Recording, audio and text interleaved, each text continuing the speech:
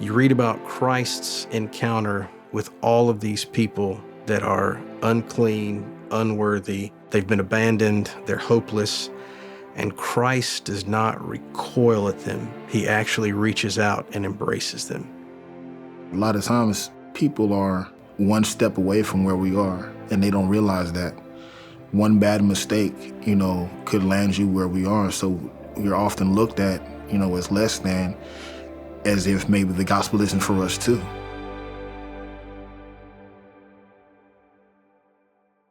I went to prison first time when I was 19 years old. Me and my brother stole a car, and we got charged with it. We went to prison. When I was 40 years old, 2014, I ended up catching a murder case. Me and another guy got into an altercation, and I ended up shooting and killing him. I shot my parents. There's no way to sugarcoat it. I was a murderer. Well, I've been in prison now for about 25 years. First half of that was violent. I was really angry, really mad, really upset, and just going down into a spiral of just brokenness and brokenness and brokenness until I hit the bottom, I guess.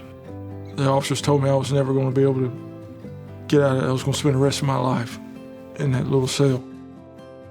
The truths of the gospel is what's going to transform and change hearts. And once that light comes on and they are transformed by the renewing of their minds, they really, really just begin to embrace it.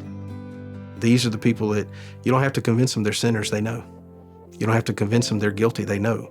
I have to convince them there is hope in Christ. There's the offer of forgiveness. There really is someone who came to seek and save the lost, who came to save sinners. And guess what? He's right here. We've got to take the gospel to them. Of course, God is the one that's changing. God is the one that is transforming their lives. And with these men, when they acknowledge, this is where God has me at this point in life. I know I did something wrong. I know that I hurt people, but now I am surrendering my life to God.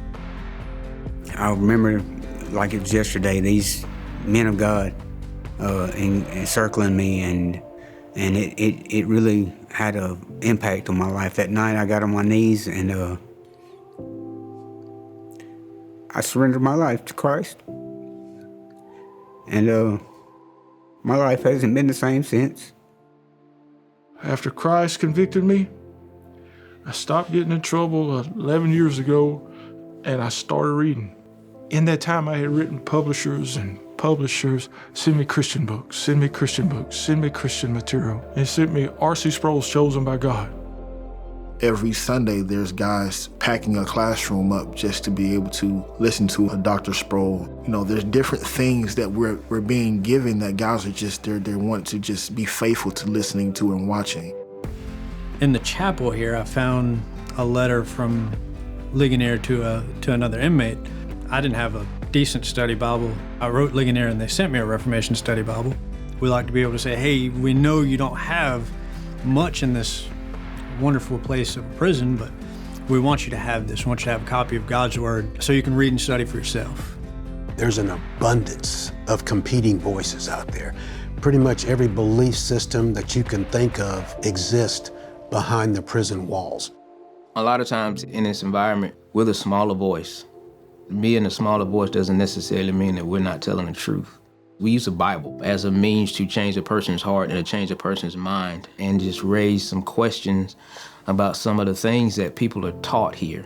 Without resources, we can't, be able to give these guys the best opportunity that we can for them to really know who God is, not just by word of mouth, but even through walking through some of the classes and study guides.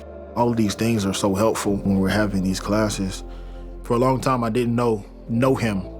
People always say, I know God, I know about him, but I think I knew about him. I know him now. I don't know if I'll get out of prison.